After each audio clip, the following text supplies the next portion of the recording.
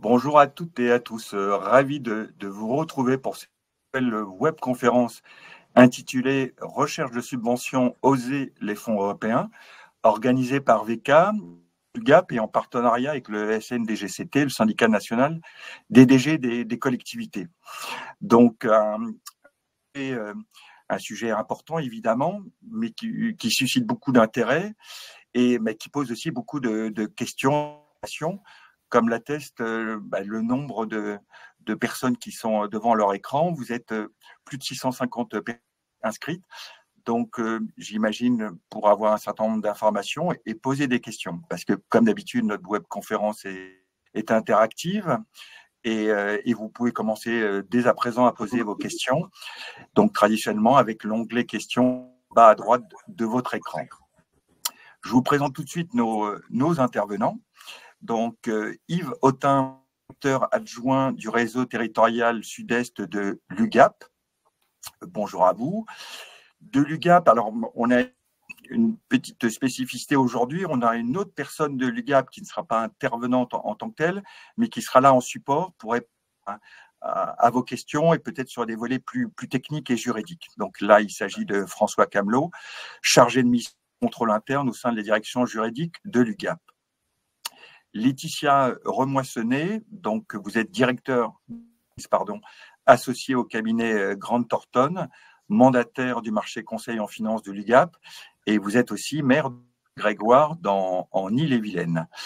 Et enfin, Xavier Boisvert, conseiller stratégique pour le syndicat national des DG de l'activité, et vous êtes en poste directeur de la maison de la région Pays de la Loire en Mayenne. Et on verra que les régions ont un rôle important en matière de fonds européens, donc votre poste actuel est d'autant plus intéressant. Donc, un grand merci à vous trois, à vous quatre, et j'ai envie de dire, pour votre présence aujourd'hui sur ce sujet, comme je le disais, très, très important, qu'il est peut-être encore plus aujourd'hui, à un moment où l'argent public devient de plus en plus et qui continue à susciter beaucoup de questions. Comme je vous disais, effectivement, entendu parler des fonds européens, mais il y a quand même malgré tout souvent une méconnaissance de ces fonds, de sujets exacts qu'ils traitent. Et j'ai envie de dire, c'est un peu dommage parce que beaucoup de vos projets correspondent aux critères de ces différents fonds et sont potentiellement éligibles.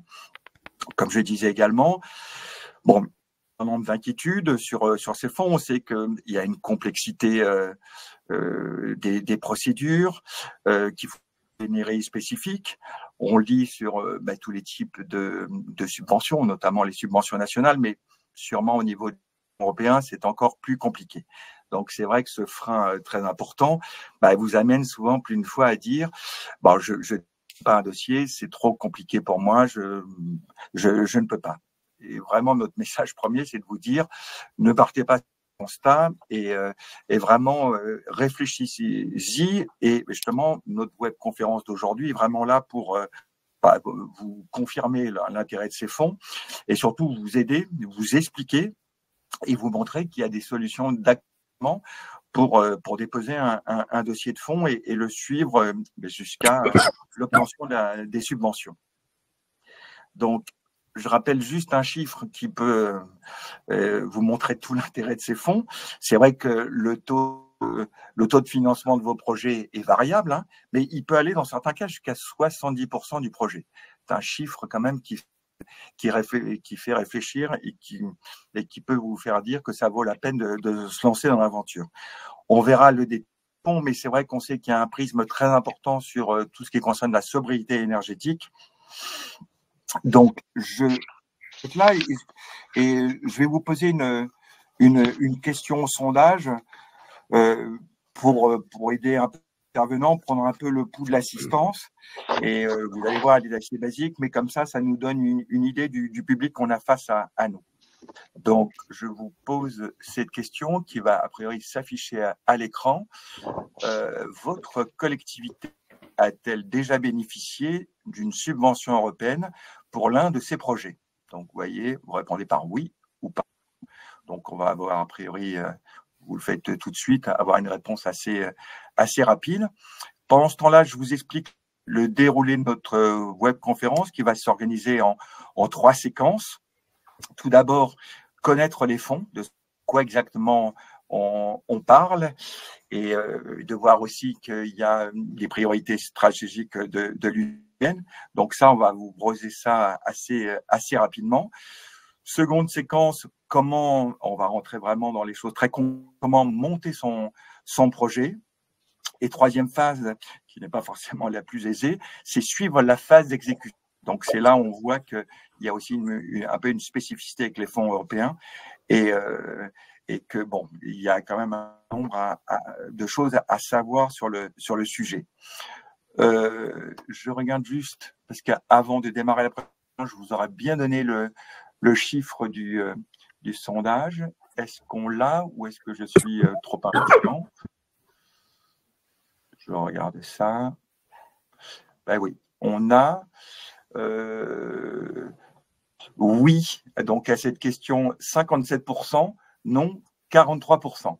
Je trouve que le résultat est intéressant. Vous voyez, vu le nombre d'inscrits, je pensais qu'on aurait pas mal de personnes qui n'avaient jamais fait de demande. Donc je pense que ils ont besoin peut-être de plus et peut-être l'évolution de certains aspects du sujet. Donc, je vous propose de commencer tout de suite la première séquence.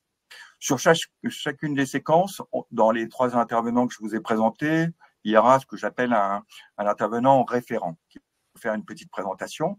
Après, effectivement, on prendra vos questions au fil de l'eau sur chacune de ces grandes thématiques. Effectivement, les autres intervenants pourront aussi intervenir. Donc, première séquence, connaître les fonds européens. Cet intervenant référent est Yves Autin. Donc, Yves, je vous donne la parole. Et je sais que votre tâche n'est pas évidente parce qu'on est sur un sujet un peu complexe, d'expliquer tout ça dans un temps imparti assez court. Donc, je vous laisse le défi. Faire court et très pédagogique. Merci Philippe. En fait, je vais fixer un peu le cadre, ce qui permettra à Xavier Boisvert et puis à Laetitia de pouvoir rebondir sur les différents sujets. En fait, ce qu'il faut savoir, c'est que dans le cadre des politiques financières et économiques de l'Union européenne, que l'Union européenne met en œuvre, plusieurs programmes de financement au titre du cadre financier pluriannuel 2021-2027 ont été mis en place, et ces programmes vise à soutenir des projets relativement variés dans les domaines de la recherche, de l'innovation, de la technologie, de la communication, de l'aide aux petites et moyennes entreprises, de l'environnement, de la transition énergétique, des transports, de l'emploi, de la formation et d'inclusion sociale. Donc, là, c'est toutes les grandes priorités stratégiques de l'Union, hein, ces fonds. C'est toutes les grandes priorités. Donc, vous voyez que tout ça est très, très large et que la cour de récréation est assez grande.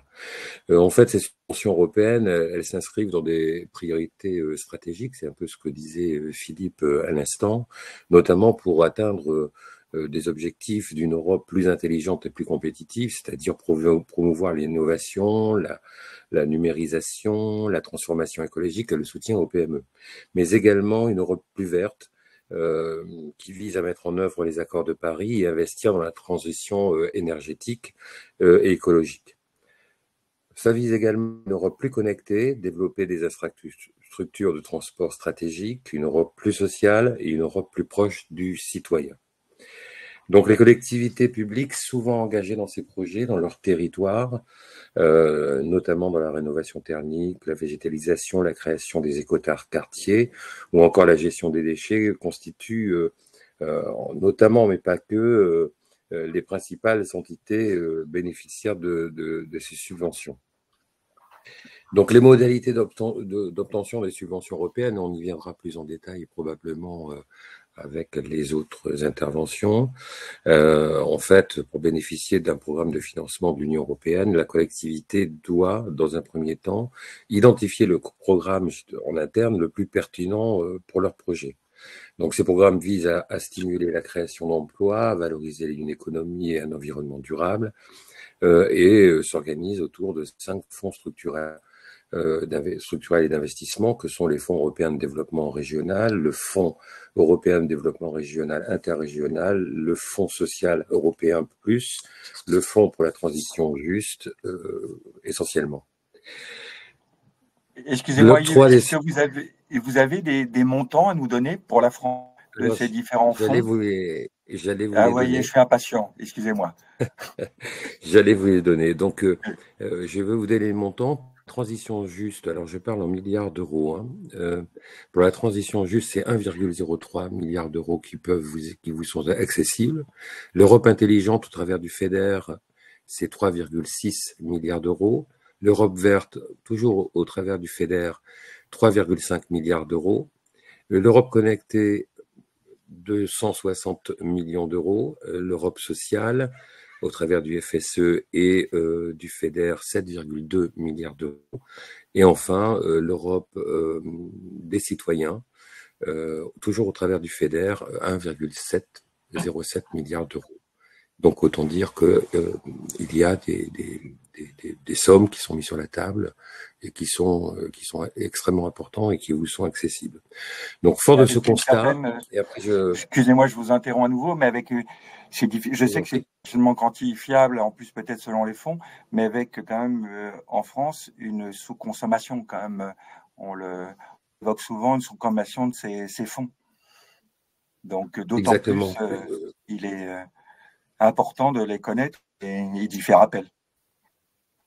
Exactement, on a remarqué quand on a regardé tout ça qu'en fait les fonds étaient sous-consommés et que les collectivités avaient du mal parfois à passer le pas et monter leur dossier pour obtenir des subventions européennes.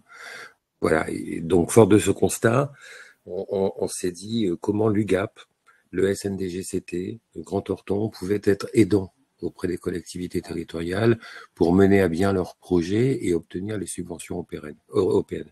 Et vous verrez qu'il y a toute une série de critères, de choses à faire en interne pour sécuriser la subvention européenne. Voilà ce que je peux dire en introduction pour fixer le cadre. Les questions, ça a démarré très très vite. La première, c'est un programme européen répond à un projet d'aménagement très précis, hein, d'aménagement d'un parc paysager au centre-ville pour lutter contre les îlots de chaleur. Alors tout d'abord, je dirais plutôt que c'est un des fonds. Et vu la thématique, comme je disais, quand même la sobriété énergétique et la transition écologique de façon plus générale était quand même très abordée. Je pense typiquement que ce genre de projet rentre dans les critères des fonds. Alors je ne sais pas lequel spécifiquement.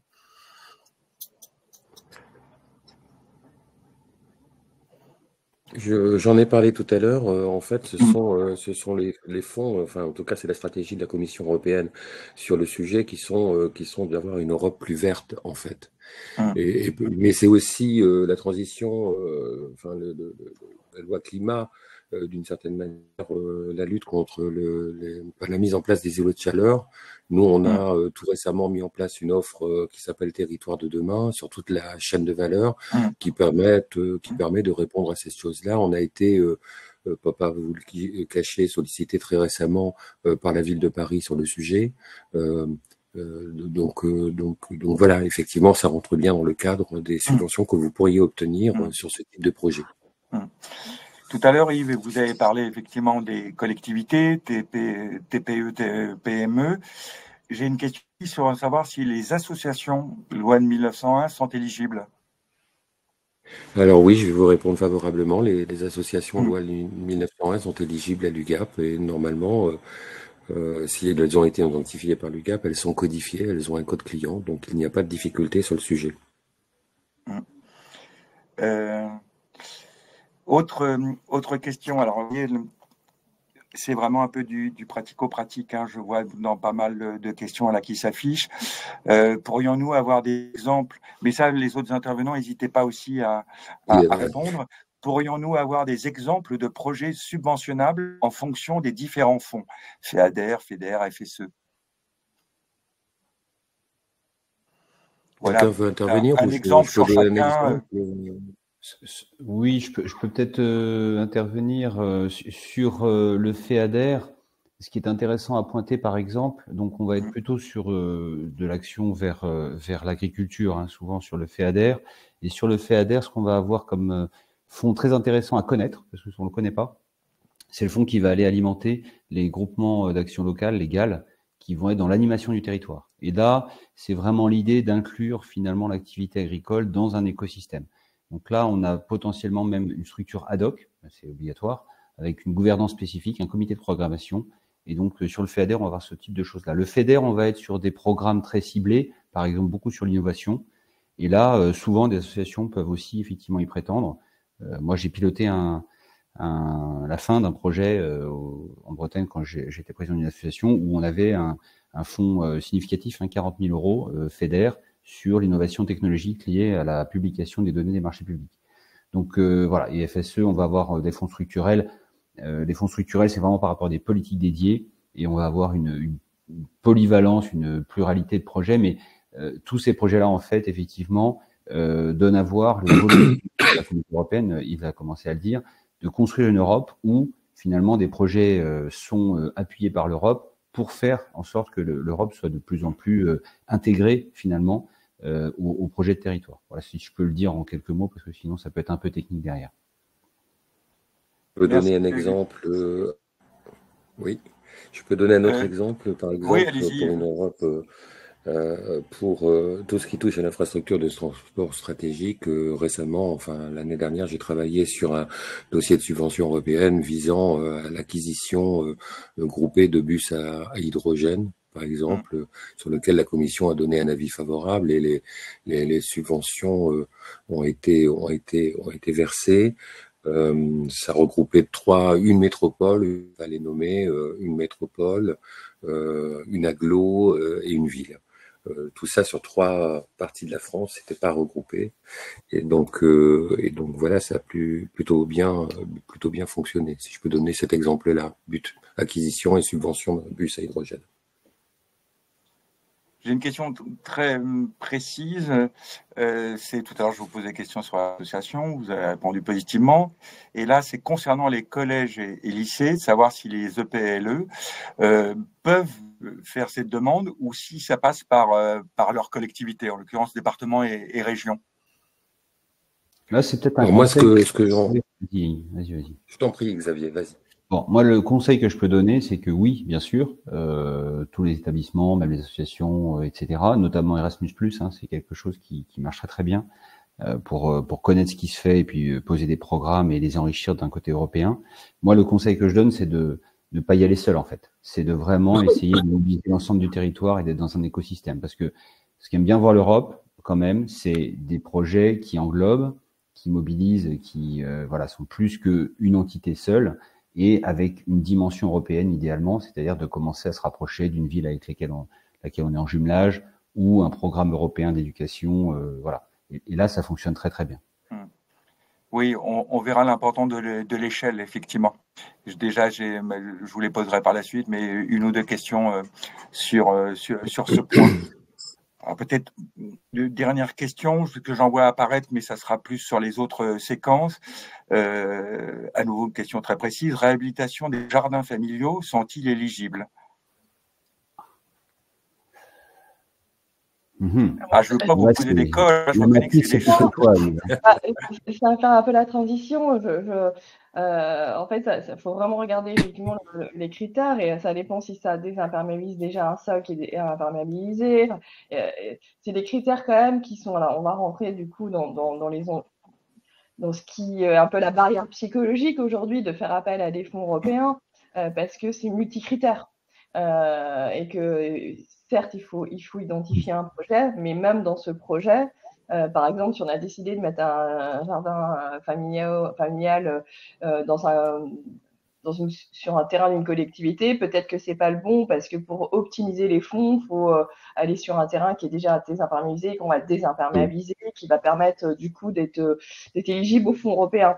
Donc de l'idée à l'action ou à la concrétisation, en optimisant entre deux les fonds les financements, je dirais même les financements, ça nécessite effectivement une analyse, une mise au tamis finalement du projet au regard des différents critères qui soient européens, mais pas que, hein, parce qu'il y a d'autres, voilà, il y a les régions qui financent aussi ou qui cofinancent, les communautés, les EPCI, les départements, l'État, et l'objectif, effectivement, vous l'avez dit Philippe en démarrage, c'est d'arriver aux 70% finalement de Nirvana, ça, ouais.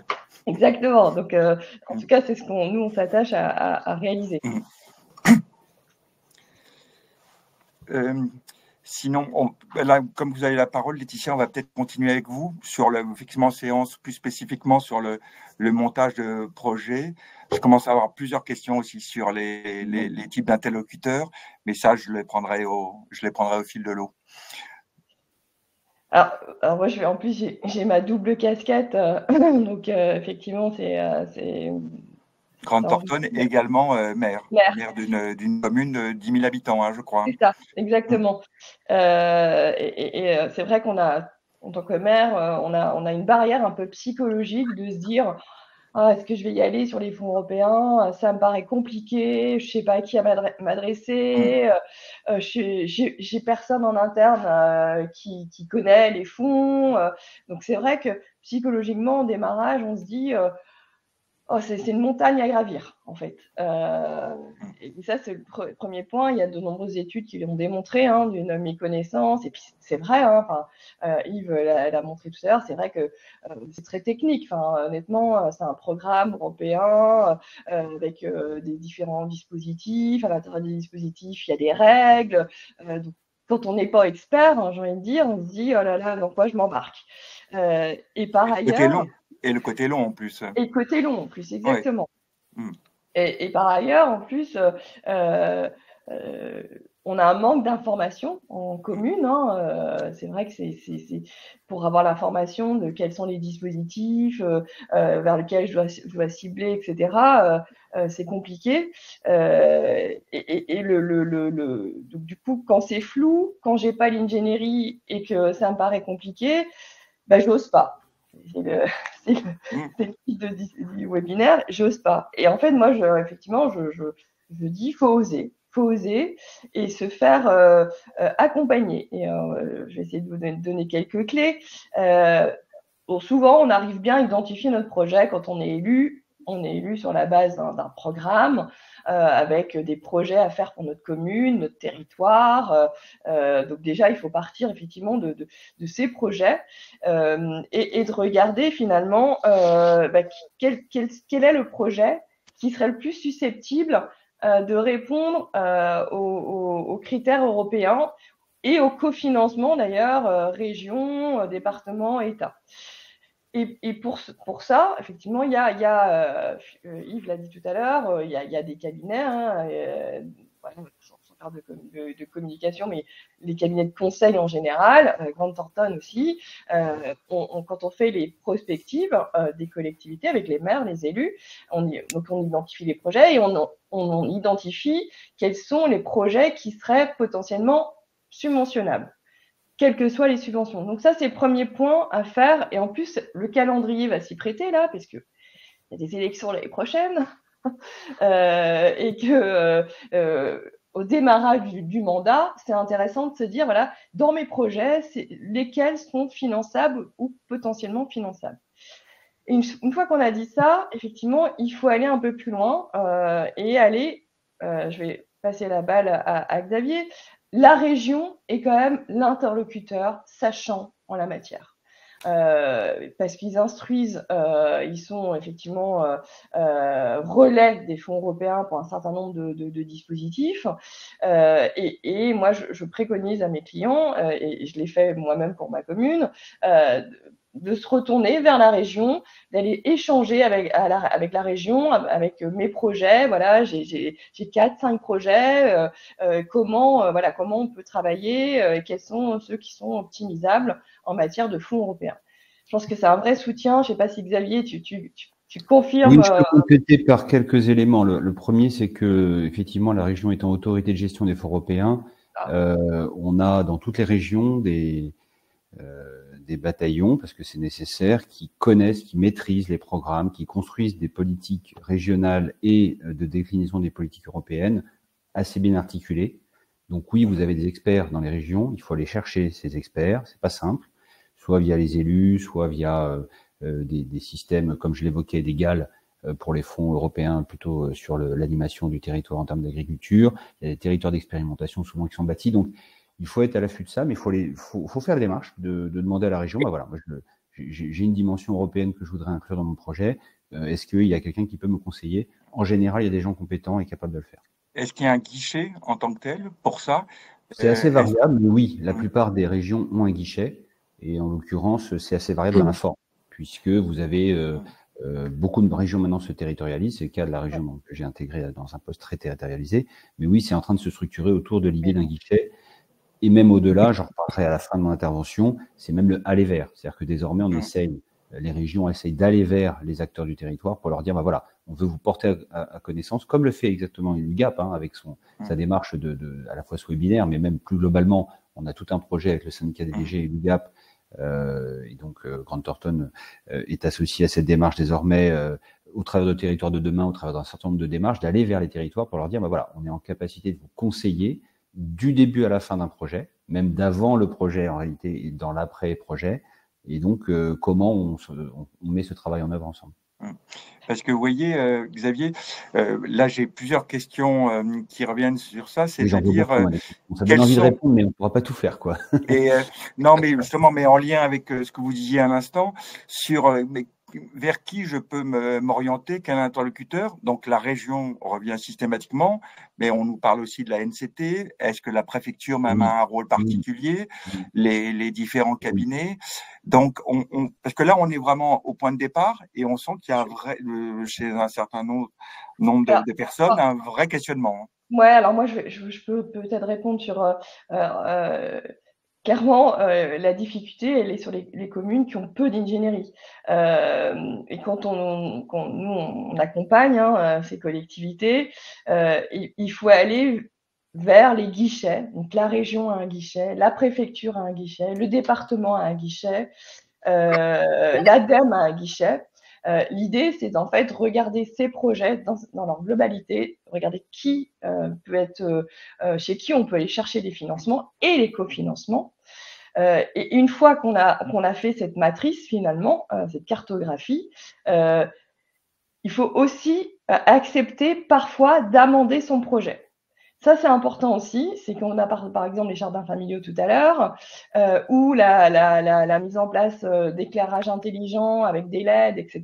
Parce que derrière, c'est pas le tout de se dire le projet, il peut être finançable, mais sous condition. En fait, c'est là où il faut faire toujours attention, c'est sous condition, et c'est sous condition d'avoir 30 à 40% d'économie d'énergie, sous condition de déperméabiliser les sols à tant de pourcentage de végétalisation, et sous condition. Donc c'est vrai qu'avant de lancer le projet, moi, ce que je leur dis à mes clients, c'est d'avoir un soutien technique. Et c'est là où la NCT ou la Banque des territoires ont aussi des dispositifs de cofinancement d'études techniques cette fois-ci, l'ADEME aussi d'ailleurs, qui permet d'évaluer et d'amender le projet. Parce que souvent, le risque, c'est de se dire, je fais une école, par exemple, parce que c'est un besoin de ma commune. Je sais que je peux aller chercher des fonds européens, de la DETR, de la DSIL, de l'ADEME. Généralement, on peut aller chercher pas mal de fonds. Sauf que derrière ces fonds, il y a des obligations de critères, puisque ces institutions vont vérifier et ne verseront la subvention que si le critère est respecté. Et c'est là qu'il vaut bien mieux dépenser, entre guillemets, une étude technique qui va amender et qui va dire, bah non, là, il faut faire de la géothermie, il faut faire un réseau de chaleur, il faut faire, etc., pour optimiser. Mais ça veut dire qu'il faut accepter aussi, qu'il faut bien anticiper son projet, parce que là où, alors déjà qu'on dit que les projets sortent jamais assez vite, quand on est maire, les habitants nous disent toujours ça, mais il faut anticiper encore plus, c'est de dire finalement, j'ai déjà 6 mois avant de faire le lancement du marché public, le cahier des charges, etc., où je prépare mon projet parce que je prépare l'optimisation de mes ressources. Et ça, c'est un point important pour les communes qui ne sont pas armées aujourd'hui pour ça. Laetitia, vous insistez aussi beaucoup sur l'importance de sécuriser le projet. Est-ce que vous pouvez nous en dire quelques mots? Oui, sécuriser, donc sécuriser à la fois pour s'assurer que j'aurai bien mes fonds. Donc ça, c'est vraiment de se dire, est-ce que je respecte bien les critères? Donc se faire accompagner. Alors c'est sûr, on se dit, on va dépenser un petit peu plus au démarrage, mais si c'est pour aller chercher 70% de mon coût de rénovation d'école qui est chiffré à 1,5 million, les études, on va peut-être dépenser 30 ou 40 000 ou 50 000 euros au démarrage des études techniques, mais au moins je suis sûre d'avoir 70% de mon coût de projet à la fin. Donc, il y a un retour sur investissement qui reste intéressant.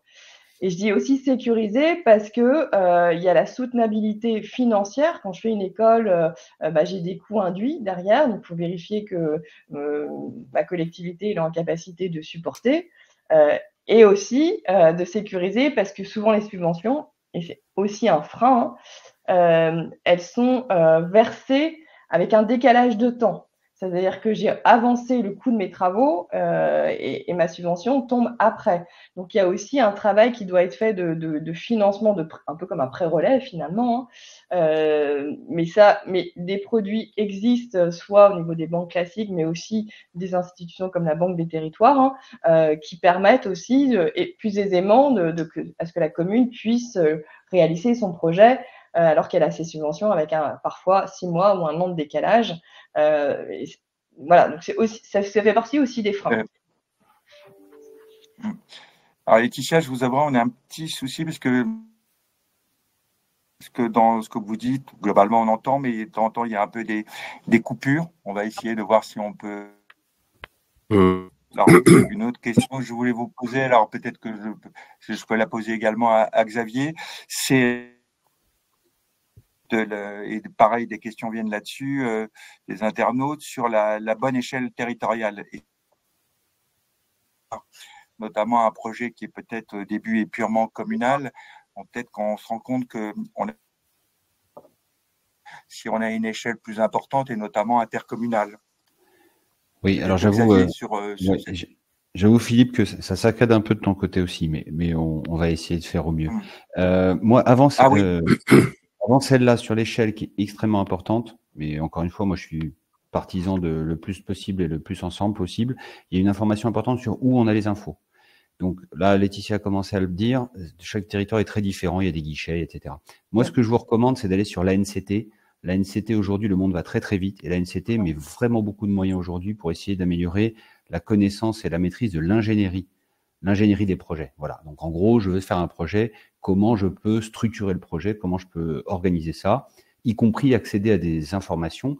Il y a beaucoup de sites depuis pas mal d'années maintenant qui ont essayé de faire la mise à disposition et même l'alerte, la mise en alerte de tiens, tel dispositif européen vient d'être lancé. C'est souvent des appels à projets, l'Europe. Donc pas que, mais quand on est même au niveau de la région, on fait l'équivalent d'appel à projet sur des dispositifs qu'on porte au titre de la Commission européenne. Et donc souvent ces informations-là, elles sont très très mal communiquées. Donc il vaut mieux aller chercher des experts. Ça peut être des experts privés, ça peut être l'ANCT, les directions de territoire aussi, les DDT. Et donc moi, je fais un tout petit peu de pub au passage. Par exemple, en Mayenne, il y a un annuaire de l'ingénierie qui a été posé par justement la préfecture, où on est contributeur, la région par exemple, mais beaucoup d'autres, le département, l'association des maires, etc. Tout le monde a contribué fortement, et chacun des membres de l'écosystème sur la question de l'ingénierie a contribué à dire des choses. Sur le retour finalement à l'échelle dans lequel on doit se positionner. C'est extrêmement important et ça parle encore une fois de ce que disait Laetitia, c'est quoi mon projet? Donc, plus on arrive à intégrer des choses, plus on a une vision intercommunale, plus on est en capacité de porter des ambitions fortes sur le niveau d'isolation des bâtiments, sur le niveau de désimperméabilisation, etc., plus ces curseurs-là sont hauts, plus le niveau de subvention va être fort et plus on va être capable d'aller chercher des fonds importants en sécurité, puisque finalement, il y a peu d'aléas. avec ces enjeux de collectif assez importants. Moins que si je suis tout seul et que finalement je n'arrive plus à faire ce que j'avais prévu de faire. Voilà, ça va être ma partie à moi. Mais sur la réponse, oui, plus c'est haut, mieux c'est. Maintenant, après, les discussions entre les collectivités, elles sont pas toujours faciles. Donc moi, je pense qu'il faut d'abord sécuriser le projet. Mais Laetitia l'a dit aussi, c'est souvent un blocage psychologique, voire des élus entre eux qui n'osent pas aborder le sujet de la bonne façon. Et c'est pas simple. On n'ose pas parce qu'on pense qu'on se bride soi-même. Moi, j'ai l'exemple très clair d'un. Oui. Non, oui. Je vous en prie. Non, juste un exemple très clair d'un hôpital qui fournissait des repas à un ensemble de collectivités autour de l'hôpital. Et j'ai un maire qui se plaint de ne pas pouvoir faire justement, y compris d'un point de vue marché, de la qualité, du local, etc. Et j'ai dit, mais vous êtes en plus, il venait de me le dire, membre du conseil d'administration de l'hôpital. Est-ce que vous avez, ne serait-ce que ça, posé la question au conseil d'administration de faire un autre type de restauration que celle qui est classique à l'hôpital? Et il s'était pas autorisé à le faire. Je dis, commencez par ça. Posez vraiment votre besoin, exprimez-le, structurez-le, et après, le projet va émerger. Tout ce qu'on se dit là me paraît très, très important. Une litanie de questions, je vous en avais posé quelques-unes tout à l'heure, mais sur on cite éligible ou pas. Et je peux, effectivement, on comprend ce type de questions, mais c'est vrai peut-être un peu vite en besogne. Je veux dire, vous avez insisté sur ces notions de critères. Avant d'être sur le projet en tant que tel, effectivement, il y a tout ce important. Laetitia, peut-être un dernier mot, effectivement, pour sur cet accompagnement nécessaire, parce que là, on est aussi un peu en amont et qu'effectivement, nos internautes comprennent qu'effectivement, il faut se pencher sur les critères, sur l'échelle, sur vouloir avoir de mettre le projet, de ne pas mettre la charrue avant les bœufs, si je puis dire. Oui, c'est ça. Quand on est une petite commune, et il n'y a pas de jugement dans mes propos, on fait face à une dimension qui nous paraît complexe. Donc, c'est de ne pas hésiter à se faire accompagner, encore une fois. Il y a effectivement des guichets, la NCT en est un, la région aussi. Moi, je trouve que la région joue vraiment un rôle important. Et au-delà, ça peut être aussi des cabinets comme les nôtres ou d'autres qui accompagnent vraiment les élus de l'identification du projet, à l'optimisation des critères et au dépôt du dossier. Parce que là aussi, on n'a pas encore parlé du dépôt de dossier, mais qui paraît souvent très complexe, parce que quand on n'en fait qu'un dans son mandat, parce que il y a un seul projet qui est finançable, évidemment que la montée en compétences, elle est compliquée. Donc là, c'est aussi ne pas hésiter à de se faire aider par les guichets ou par un cabinet, peu importe, parce qu'encore une fois, le retour sur investissement, il est important. C'est-à-dire que les communes, il y en a peu qui optimisent ces fonds européens et ces financements en général, elles peuvent avoir jusqu'à 60-70% de leurs investissements qui sont financés sur les projets, alors pas sur les récurrents, mais sur les projets.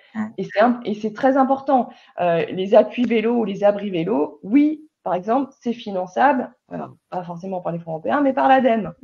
C'est un montant forfaitaire par arceau.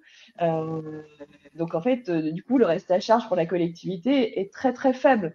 Donc, toutes ces modalités, il faut y aller aujourd'hui, parce qu'en plus, je ne suis pas sûre que demain, ça perdure.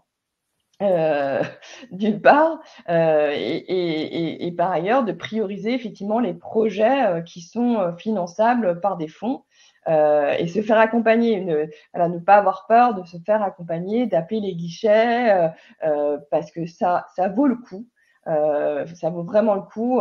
Et comme le dit Xavier, il y a quand même beaucoup de territoires qui s'organisent parce qu'elles ont compris l'enjeu. Et il y a souvent une mutualisation d'une personne, d'un poste sur un territoire qui va être quelqu'un qui va optimiser les financements pour le compte de tout le territoire. Donc, je sais qu'il y a beaucoup d'intercos qui développent de plus en plus cette compétence.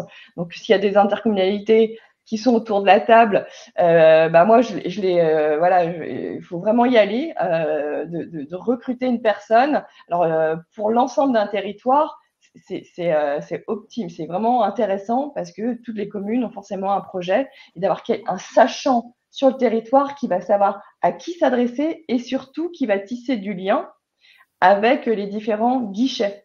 Comme disait Xavier, en fait, la région Bretagne n'a pas les mêmes dispositifs que la région Pays de la Loire ou que la région Grand Est. Donc, c'est aussi spécifique dans chacune des régions. Donc, il faut connaître ces dispositifs régionaux et qui évoluent, qui plus est, ce qui est normal. Hein.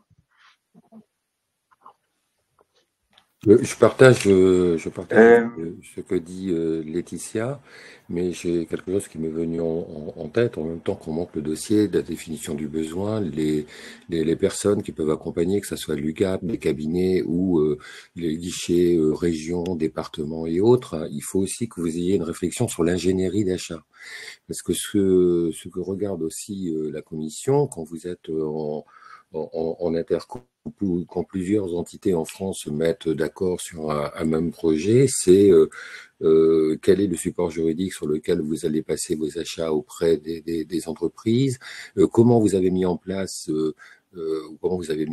votre marché, alors soit par l'UGAP, soit par un marché, un appel d'offres que vous avez lancé conformément à l'ordonnance, parce que derrière tout ça, la commission regarde aussi la bonne utilisation des fonds et si tous les critères juridiques, les critères d'achat étaient respectés dans la mise en œuvre une fois que vous avez reçu la subvention européenne.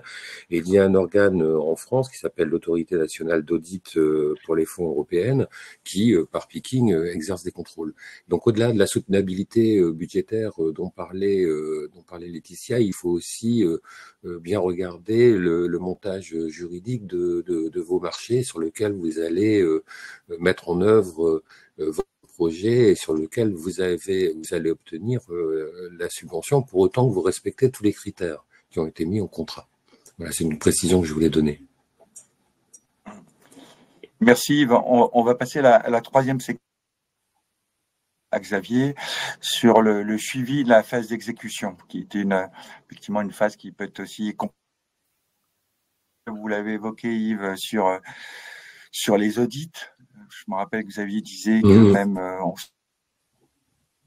auditer, c'est une des choses aussi qui freinent. Hein. On parlait de freins psychologiques. Ça fait même plus peur. Hein. Oui, alors sur la phase d'exécution, on voulait absolument dans ce webinaire aller dans les trois aspects, c'est-à-dire à la fois c'est quoi un fonds, c'est quoi un projet et finalement c'est quoi le risque dans l'exécution, la phase d'exécution d'un projet. Tout ça, c'est complémentaire.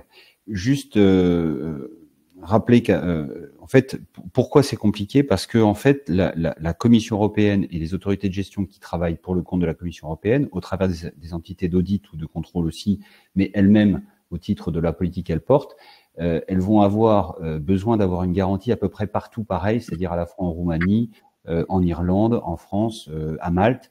Et donc, il y a des contrôles qui sont très formalisés, et puis il y a les surcontrôles. Alors, les Français, on est un peu spécialistes de ça.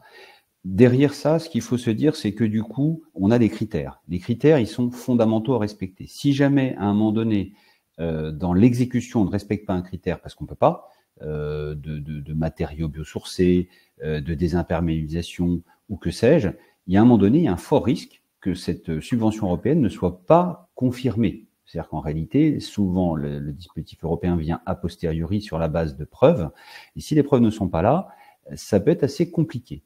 Il y a aussi pas mal de questions autour de choses très précises. Comment je peux aller chercher tel type de fonds? Est-ce que tel type de fonds peut aller couvrir tel autre? Tiens, on m'a dit à la région centre, il y a une question sur la région centre, je ne peux pas y prétendre s'il n'y a pas tel ou tel dispositif. Moi, je comptais mettre des plateaux photovoltaïques parce que telle région le fait, l'autre ne le fait pas. Oui, c'est vrai, il y a des critères, la critérialisation, elle est importante. Ce qu'il faut se dire, c'est qu'à un moment donné, tout ça, c'est de la dentelle, c'est vraiment très fin, et ça doit correspondre aussi d'abord au projet de territoire. Donc, si vous avez un projet de territoire que vous contorsionnez pour rentrer dans les exigences du département, de la région, de l'Europe ou des dispositifs de l'État, petite ville de demain et j'en passe. Il y a un moment donné où vous risquez d'être dans une phase critique où vous devez faire des choix qui ne sont pas cohérents avec ce que vous avez annoncé. Et là, dans les fonds européens, c'est très clair, il n'y aura pas la subvention à la clé. Donc, comme c'est vous qui préfinancez, il faut s'organiser pour bien porter dans la durée un process qui est cofinancé, mais néanmoins, quand vous arrivez à des 80% le maximum de subventionnable sur un projet, eh bien, si vous avez un besoin de préfinancer l'essentiel, c'est pas la même chose que si vous avez des avances en amont du projet. Donc ça, il faut vraiment avoir une ingénierie. C'est pour ça que je vous parlais de l'importance de l'ingénierie. Il faut que vous vous disiez, si je n'ai pas les capacités, moi, en local, il faut que j'aille chercher l'interco. Pourquoi pas le département? Souvent, des départements sont forts dans l'ingénierie. Pourquoi pas des aides d'un cabinet privé? Une assistance à maîtrise d'ouvrage, c'est toujours très utile pour des gros programmes, pour ce qu'on appelle les programmistes. Et le programmiste, lui, il va savoir vous qualifier à peu près les choses. Normalement, s'il est qualifié, s'il est bon. Donc, il faut faire cet effort-là. Et moi, j'ai bataillé quand j'étais directeur général des services pour convaincre mon maire d'aller chercher une AMO alors qu'il pensait que c'était pas nécessaire. Si, c'est extrêmement nécessaire. Et ça dépend du projet, évidemment. Mais dès lors qu'on parle de millions, il faut se poser la question, est-ce que je suis capable de le financer? Est-ce que j'ai la capacité en ingénierie à porter le projet? Est-ce que d'autres projets vont en pâtir? Parce qu'il y a des moments où tout ça, ça peut se jouer. Et puis l'intérêt communautaire, on revient sur la question de tout à l'heure, peut-être que c'est le bon moment pour dire, ce sujet-là n'appartient pas à un territoire communal, mais c'est de l'interco, voire du communautaire. Bon, une fois qu'on a dit ça, les principaux risques que moi j'identifie, au-delà de ce que j'ai évoqué là, c'est le risque des délais, le risque majeur des délais. Si vous commencez à glisser, que vous dépassez les temporalités d'un fonds européen, ça peut être très compliqué à justifier de ne pas avoir engagé les travaux dans les délais. Voire vous pouvez perdre la subvention. Donc tout ça, c'est à chaque fois de se dire comment je garantis, comment je sécurise mon projet dans un certain nombre de sujets. Je vous prends des exemples un peu plus concrets maintenant sur donc là plutôt les fonctions que je vois dans les Pays de la Loire, mais ça peut être dans n'importe quel autre projet.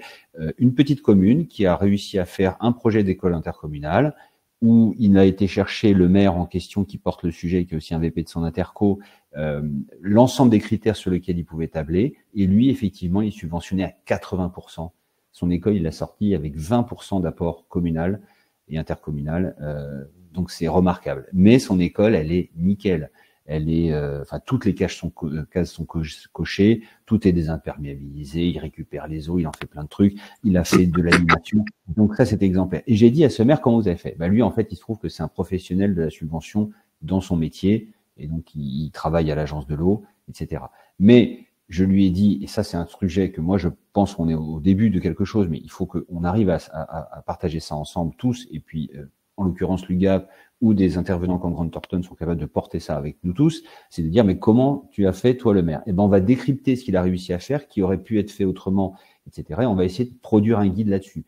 Mais à chaque fois, les guides, ils sont très généraux. Je peux pas répondre, moi, à des questions très spécifiques sur est-ce que mettre, par exemple, du numérique sur un plan communal de sauvegarde, ça va, ou intercommunal, ça va nous permettre d'acheter une application avec des fonds européens.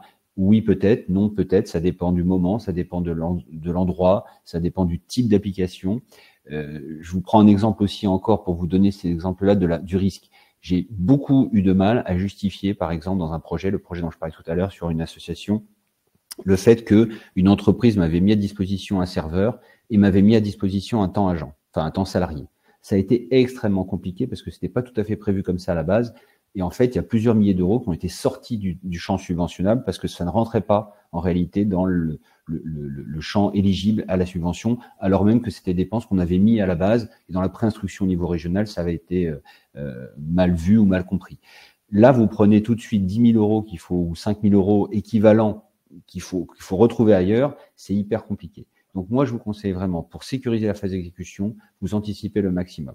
Et pour cela, c'est ce qu'on se disait aussi, vous avez des intervenants, je vais essayer d'aller vite, parce que je vois le temps qui est quasiment fini pour ce qui me concerne. Il faut absolument aller vers...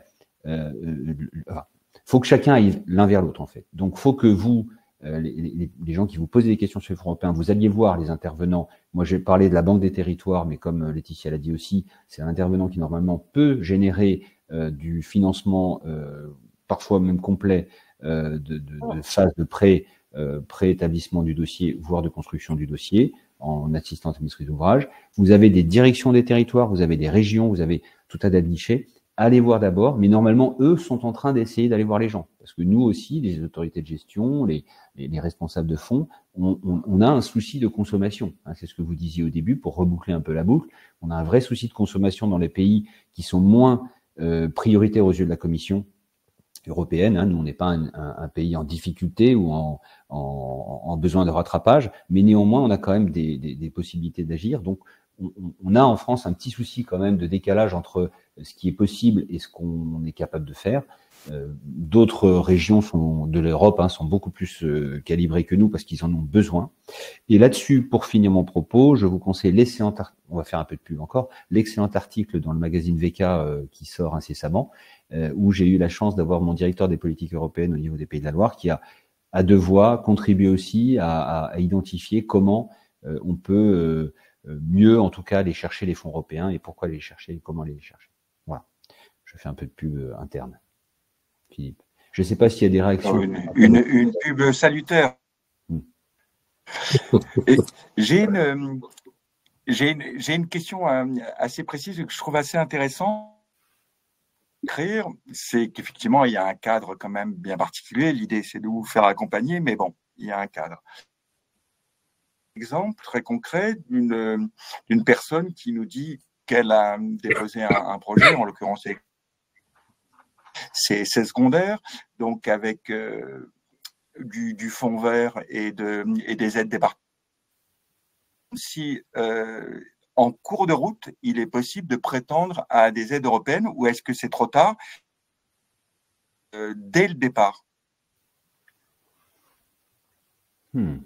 Laetitia, est-ce que tu saurais répondre En réalité, c'est dès le départ. C'est qu'à un moment donné, les financeurs, et c'est bien logique, ne valident une notification d'aide que sur la base d'un projet qui est en projet justement et qui n'a pas démarré. Ça, c'est certain.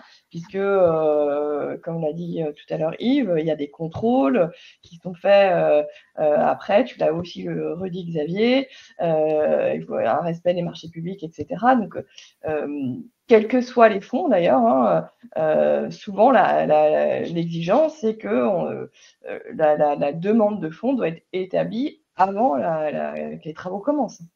Oui, c'est-à-dire que le marqueur qui est incontournable, ça peut être préalable, mais en général, le marqueur incontournable, c'est le début des travaux. C'est-à-dire que dès lors que vous avez un ordre de service, c'est fini. Ça, c'est sûr. Oui. Et même la notification du marché en général, c'est vraiment voilà. Une fois que vous avez notifié le marché, en gros, c'est quasiment impossible, même en modification de marché, d'aller chercher une subvention, quelle qu'elle soit. C'est très, très vite. Et c'est assez logique, parce que vous êtes capable de le financer. En réalité. D'un point de vue financeur, c'est assez logique. Mais là-dessus, Laetitia, c'est important qu'on le dise. Moi, je mets en garde les gens qui ne prennent pas d'abord en compte, et c'est une des questions qui a été posée d'ailleurs dans le fil, la question du reste à charge. C'est-à-dire que si les fonds européens rentrent dans le montant du reste à charge, là, vous prenez un risque. Parce que autant vous pouvez discuter assez facilement avec votre interco, avec des financeurs dédiés, etc. Autant l'Europe, on discute pas trop. Et donc, une fois que c'est établi, une fois que c'est coupé, même la région, parfois, elle se fait supprimer des fonds parce que les contrôles ne sont pas suffisants au titre d'un audit. Enfin, ça, tout à fait. Encore il n'y a pas très longtemps, dans une région que je ne nommerai pas, et ça fait très très mal. Et du coup, le projet lui-même, qu'est-ce qu'on fait? Et donc, on reprend sur des fonds européens, des fonds régionaux ou pas. Enfin, c'est très compliqué, les dialogues sont très compliqués. Donc, moi, je vous mets en garde là-dessus. Il faut vraiment faire attention au reste à charge. Le reste à charge, c'est-à-dire, en gros, ce que vous devez indispensable avoir une capacité de financement, c'est vraiment la base de toute approche de projet pour se dire, OK, le reste, c'est soit de l'effet d'aubaine, soit de l'amélioration du projet, parce que là, on me demande un peu plus que ce que j'avais prévu de faire, donc j'y vais. Et là, je suis en sécurité parce que je vais bien aller dans les attentes du fonds.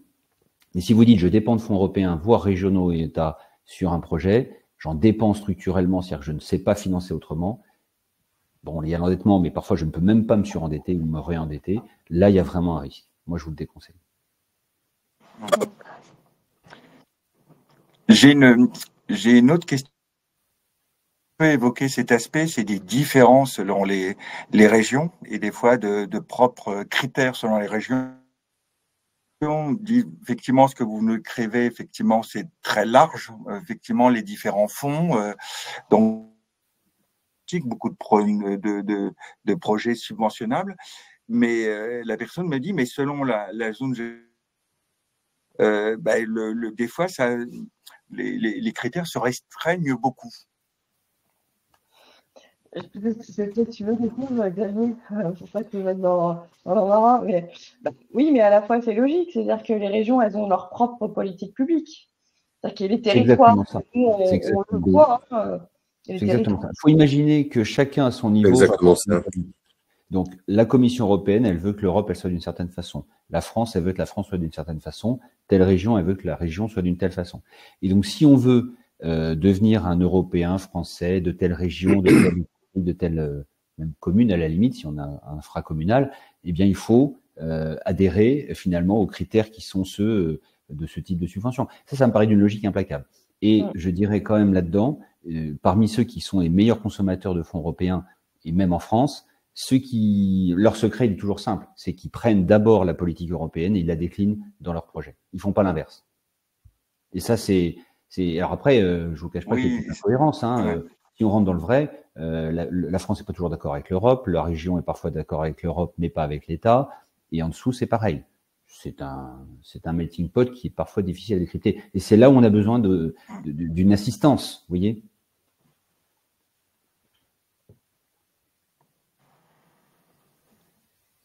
Et c'est pour ça que j'aime beaucoup l'idée de territoire de demain de l'UGAP, par exemple, parce qu'effectivement, territoire de demain de l'UGAP, c'est une vision globale de toute la chaîne de valeur. Donc, le syndicat a beaucoup apprécié d'être associé à cette démarche de l'UGAP sur une vision globale, non pas de prestations qu'on va acheter, mais d'un besoin qu'on va essayer de satisfaire, avec une vision globale, y compris un fonctionnement investissement. Parce qu'attention, je vous rappelle juste un détail, mais quand on fait plus 40% dans l'amélioration de l'énergétique du bâtiment, en l'occurrence, on va probablement d'ici 10-20 ans avoir largement le retour sur investissement dans le fonctionnement. Et sur une piscine, c'est un sujet que connaît parfaitement la maire de Saint-Grégoire qui est avec nous aujourd'hui, Laetitia, vous avez en moyenne 10 ans à peine de fonctionnement qui équivaut à l'intégralité de l'investissement. Donc ça, c'est des éléments qui sont très clairs dans le rapport de la Cour des comptes de 2018. Je vous incite tous à aller la voir, cette étude, ce rapport, c'est très clair. Donc là, vous comprenez bien que si vous faites un levier fort sur le fonctionnement, au bout de 20 ans, vous avez doublé ou triplé la mise, quoi.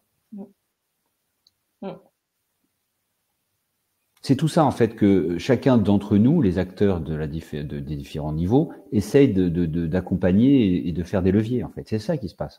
La subvention, c'est un levier pour améliorer la qualité des projets par rapport à un projet d'une gouvernance.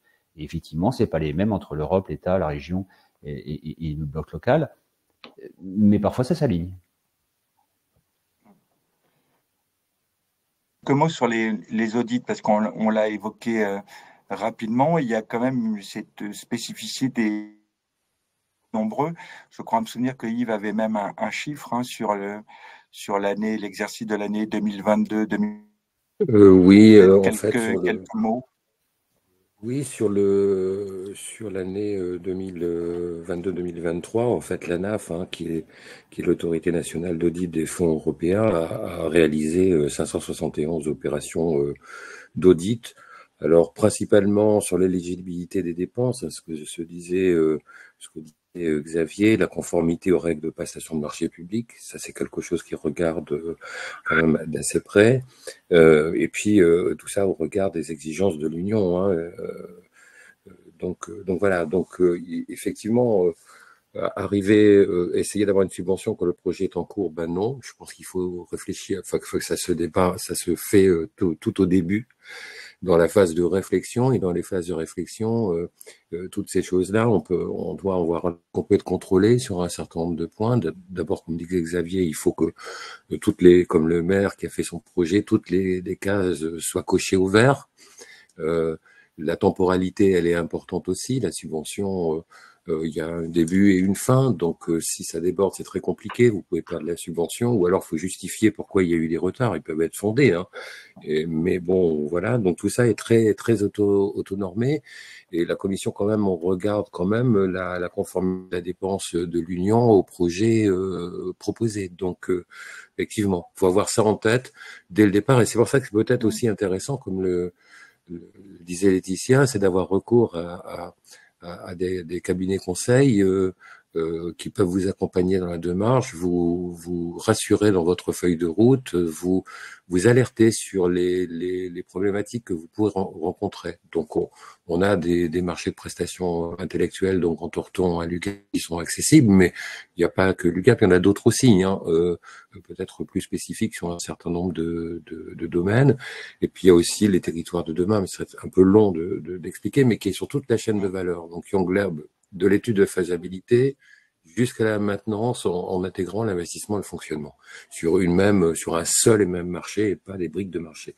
Donc voilà, il y a aussi le SNDGCT qui peut aider, il y a la région, etc., etc. Mais je rejoins vraiment Laetitia, il faut dès le départ vous faire, si vous n'avez pas l'ingénierie en interne de votre collectivité territoriale, il faut vous faire accompagner, je pense, d'un expert externe qui, sur toutes les phases, vous aidera à rédiger votre projet, le contrat, les suivis, etc., etc., qui vous donnera la feuille de route et mettra un peu les points d'astérix, les astérix là où vous pouvez vous mettre en risque, budgétairement ou autre. Donc, avec ce rôle de sécurisation, parce que effectivement, je parlais des audits, de pas forcément en avoir peur. Effectivement, c'est une non, faut pas en avoir peur. Longue, mais de se dire, mais si le projet est effectivement bien sécurisé, il n'y a rien, il n'y a pas de sujet.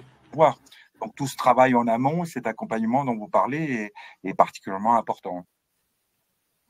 Me semble-t-il.